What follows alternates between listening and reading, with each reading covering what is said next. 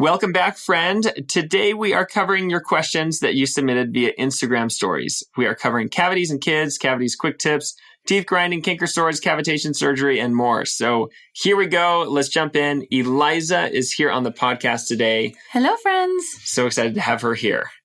Our first submission was a mother saying her 5-year-old has a cavity and she hasn't even lost her baby teeth yet.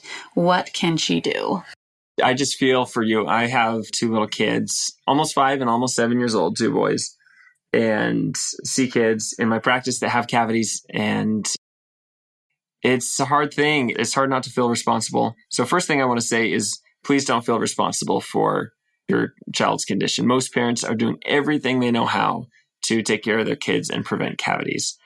Something to know about cavities in baby teeth, they can progress a lot quicker, and that can lead to the tooth dying, which then the tooth has to be taken out. So when a child has cavities, we really need to be more proactive and aggressive. Trying to reverse cavities in kids is something that you really need to be careful with.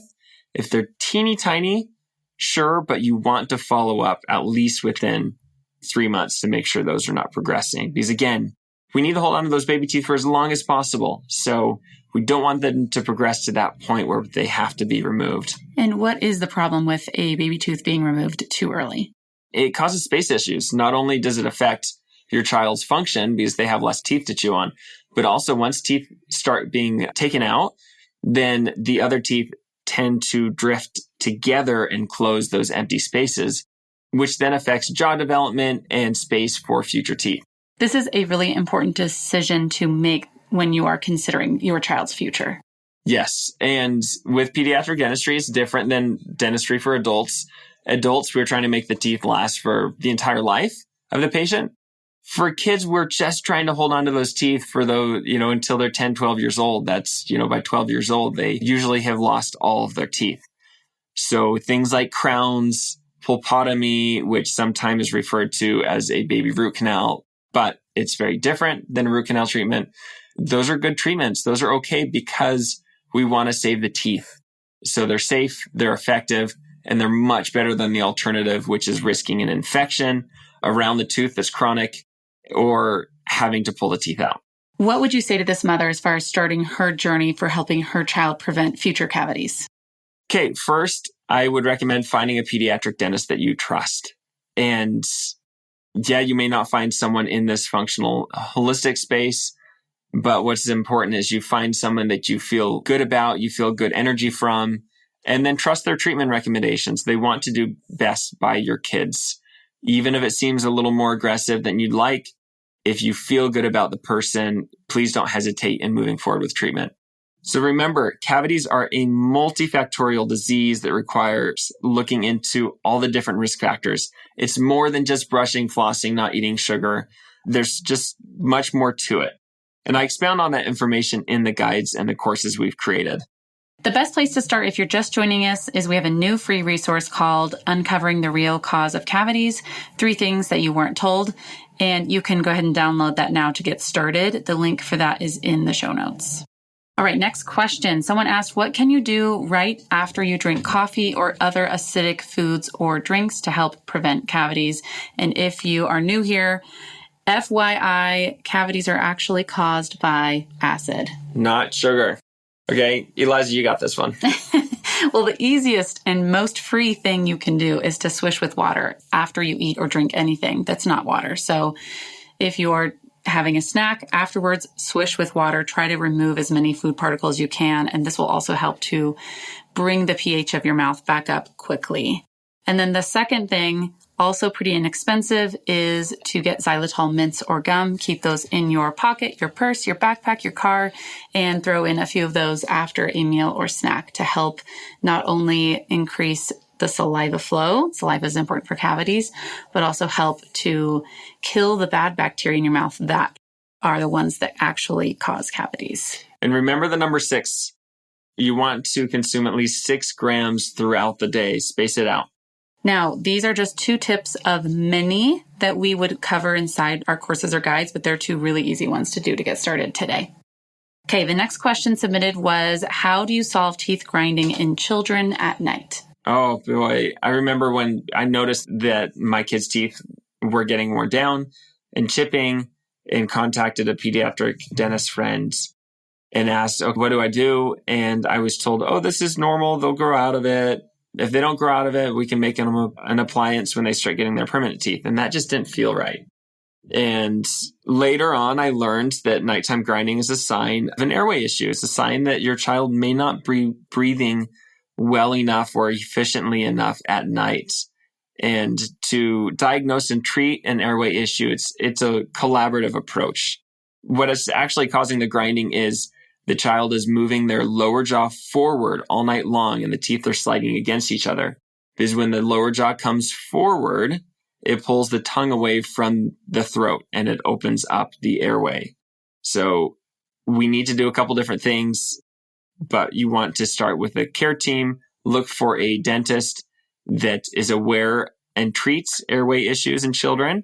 And then you'll want to work with, it could be chiropractors, physical therapists, craniosacral therapists, lactation consultants, feeding specialists, myofunctional therapists. But where you want to start is find a provider that is going to work collaboratively. If they just want to snip the tongue and go, or just do in-office treatment and not refer, that's a sign you should find someone else. Because to address this issue, it does require a team of providers because there's a lot of body work to do on top of what's done in the mouth. And if you do want to learn more about this, either for you or for your child, we did assemble these resources for you inside the Functional Dentistry Roadmap in Chapter 4. That's all about airway health. All right, next question. Someone submitted, how to protect my teeth when I'm throwing up during pregnancy. This is my story. This is Eliza's story. And this one is so painful. Yeah, it's so painful. And I see patients that have had erosion of their enamel due to vomiting from pregnancy. If you're there, I'm so sorry. Yeah. And oh, goodness, it's so hard. So, and I just want to throw out there, pregnancy, you've got to do whatever you can to survive. If that means you're eating whatever Gatorade that you would and normally saltines. eat, like it doesn't matter. You need to take care of yourself. So give yourself some grace during those 9 months. But throwing up during pregnancy, number one, best thing you can do is after you vomit to rinse your mouth with water and do not brush your teeth for 30 minutes. And so if you have that bad taste in your mouth, use something like a neutral mouth rinse like Elementa, which we love, that is great at rebalancing the mouth and is also going to taste good. You could also use some xylitol mint gum to help neutralize the mouth.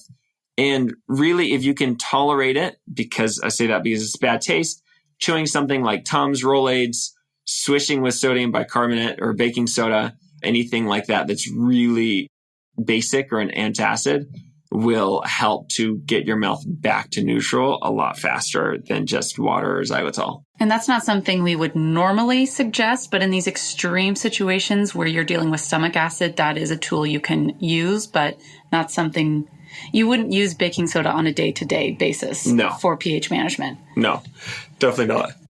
Awesome. Okay, next question. Canker sores. What is the cause? What is the solution?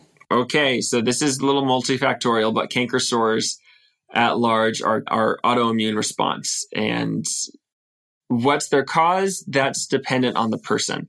Some people, it's trauma. They bite their lip, they bite their cheek, they bite their tongue, they get a canker sore. Some people, they eat something sour or spicy, they get a canker sore. It can be stress. You go through a really stressful time. Maybe you're planning for a wedding, or you're a new parent, or you have a new job. You have to observe what the cause is for you. And then the solution, for some people, it's oral care products. They're using products with things like soaps, detergents in them. Sodium lauryl sulfate. Sodium lauryl sulfate and its derivatives that then create that hypersensitivity in those cold sores. Sometimes it's vitamin deficiency that is the problem. So it's multifactorial. First step, though, is recognizing when it happens and then work to manage those situations. If it's certain foods like citrus, you're going to have to avoid citrus to control that. If it's stress, learn some breathing techniques, learn some stress management, get therapy, counseling to help reduce that. Can you give an example of someone you've seen who had a lot of canker sores and no longer struggles with them? Yeah, this one is kind of a classic, but it was someone that was using Sensodyne and that was their toothpaste of choice, and they were getting canker sores. This patient always had a canker sore, and sometimes these canker sores would join together and become a really big sore. Ouch. And she was also deficient in vitamin A and K and D, which can cause the mouth to be a bit more responsive to allergens or just things in food that can cause an upset in the immune system in the mouth. I helped her to supplement with food to get more vitamins and told her to go off those oral care products. And she said she's 99% healed. Her exact words, that she rarely gets a canker sore. And if she gets one, it resolves really quickly. Yay! That's and great. She had been on an antiviral medication for over a year because her provider just thought it was cold sores, virus. And it's like, I don't know why she wasn't taken off that medication after a couple of weeks when it clearly wasn't working. That's great. You were able to help her. The next question is, why are remineralizing toothpaste not the standard in stores? All I see is Crest and Colgate. It's a money issue. Money. It's another example of big pharma. They make a lot of money from these products. They can push a lot of marketing. And so they set the standard of care in the perception of the public of, these are good products to use. I'm not going to get cavities with these fix gum disease. And until there's a financial incentive to move forward, unfortunately, don't see changes. These changes are motivated by money. And I've heard, I can't confirm this, but I've heard that some of these big manufacturers are now looking at things like hydroxyapatite because money. Because there are more and more people, they're losing sales to other companies that are making these products. So now they're exploring like, I wonder if we should make our own hydroxyapatite fluoride-free toothpaste. So it's all money. Okay. Well, on that note, can you tell them a little bit more about hydroxyapatite and your remineralizing agent of choice? Yeah. So the saliva is the best remineralizing agent. Boom. The saliva, actually, it has so much in it to remineralize the teeth and keep them healthy. What's really interesting is that the saliva has calcium and phosphate in it, which together is hydroxyapatite. But the saliva has proteins that actually keep the calcium and phosphate separate from each other. These two ingredients love to combine. They love to make calcium phosphate or hydroxyapatite. But the body keeps them separate so that they can get to the enamel of the teeth independently, and there is when they combine into the tooth structure. So that is my beef with hydroxyapatite toothpaste. Are they better than Crest or Colgate? Certainly, yes, they are.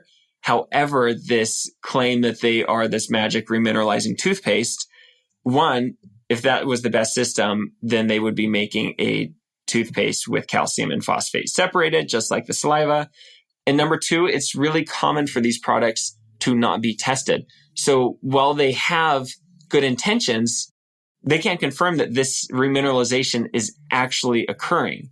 And the research shows these microscopic photos of the cavities becoming remineralized, I'm saying air quotes, but what in reality is it's these holes being filled in, but is the asphalt road being filled in with new asphalt, or is it being filled in with sand? So if it's being filled in with sand, it's not being repaired, it's being filled. So there's some nuance there. What's best is still the saliva. My product of choice for two reasons is the Elementa Nano Silver. One, and most importantly, is it's tested. It's tested to be safe, stable, effective, and non-toxic. Number two is that it provides calcium that is bioavailable and actually helps provide more for remineralization. And we'll go ahead and link our free products guide in the show notes so that you can get access to our favorite products as well as discount codes if we have any for some of those. So next question is, what is the deal with cavitation surgery? Does everyone who has had their wisdom teeth removed need this surgery? And if someone hasn't heard of it, can you briefly explain that? Okay, cavitation surgery is this idea that if we take a 3D x-ray and we see that there are areas where teeth have been extracted that appear less dense than other bone in the jaw, that those areas have chronic bone infections. Okay, so let's set some things straight here. I try my best to present the research and the evidence and not give my opinion on whether you should or should not. And so now that you know what a cavitation surgery, let's talk about it. First, to say that you have a chronic bone infection is problematic. Chronic infections are serious, and chronic bone infections, called osteonecrosis, are not necessarily something that just stays stable and there forever. We can see this causing really serious damage, as well as health concerns, of course. And so that is overdiagnosed, and very misleading to call every single area where teeth have been extracted, wisdom teeth, for example, that are not as dense as the bone next door, to call that necrotic infected bone. Second, so cavitation surgery has been studied for resolving chronic nerve pain. That's how it's been studied. It hasn't been studied in other contexts per se. And so if a patient has no symptoms and is recommended cavitation surgery just based on visual appearance, that can be concerning because it is an invasive surgery. The gums have to be moved off the bone. The bone has to be cut into and opened up. All that bone is scooped out. New bone is put in, or it's just allowed to form a blood clot and close back up. So it is surgery. You're drilling into and cleaning out bone. And so to consider or be recommended cavitation surgery when you don't have symptoms is problematic. If this is something that you're interested in exploring, I will give the recommendation of request a biopsy. Go to a surgeon, get a biopsy of an area, and actually confirm whether it's an issue before you go through and put yourself at risk of having surgery in these locations. So does everyone who has had their wisdom teeth removed need cavitation surgery? The evidence says no. If you have chronic facial nerve pain in that area of the face, right, left side, both sides, then this is something to explore. That's what the research indicates. But if you've never had an issue and you're just told one day, oh, you've got these cavitations, you need surgery, tread lightly. Remember, this is an invasive surgery, and surgery is surgery. And to do it just because is something that I would recommend really not considering lightly. All right. Our last question today is, do fillings cure a cavity? Because I keep getting cavities around old fillings. So fillings treat cavities. So if you have a cavity that has created a hole in the tooth, a filling is used to replace that missing tooth structure. So you get a cavity, you have a hole in the tooth, that decay is removed from the tooth and a filling is placed to fill in that area. Now, if you keep getting cavities around fillings, the most likely cause is that fillings are being placed and not getting a good bond. So the teeth are getting wet during treatment, the filling doesn't stick to the teeth, and it leaves these microscopic gaps for bacteria to get in and create new cavities. You can't just address this with brushing and flossing. You can't get to those spaces. So action item you can do for that when you need fillings, whether they're new or replacements, ask for a rubber dam that properly isolates the teeth from the mouth so they don't get wet during treatment, which drastically increases the long-term success of these fillings. And I will say that if you're looking for more information on getting better quality dental work that's going to last longer, check out Chapter 3 in our Functional Dentistry Roadmap. And we have some real specific things that you can ask your dentist for to ensure better outcomes. Last thing, if you are still getting cavities around fillings, even if those fillings have failed, this still means that you have active cavities disease. And that needs to be treated, because I do have patients that I see that have fillings that have gaps in them, or have crowns that have gaps in them, and they're not getting decay underneath those because they don't have active caries disease causing cavities. So if you're still getting cavities around fillings, it's two parts, but one really important part is you need to treat the disease so you stop getting cavities in the first place. We've got a lot of great content that we've created to help you learn what to do, some really awesome freebies, as well as some really comprehensive guides that get into these topics in great detail. and will help you be successful in treating the disease and understanding what goes into it. Again, it's multifactorial. It's not something you just heal from brushing, flossing, not eating sugar, using the best products. There is more to it than just that. And it is a lot more than can be said in a podcast or a post. So that's why we created those awesome comprehensive resources. And that really is the essence of functional dentistry, right? Really looking at someone holistically, looking at the underlying causes and all the factors that go into it. And that's really what we are in the business of doing here on Restoration Dentistry, is helping you find the root causes to your dental problems. So it's been great to have you here. I know this has been a rapid fire round, but we want to get in the habit of answering more questions more frequently. The education is really important to us. And we look forward to being in your ears again real soon.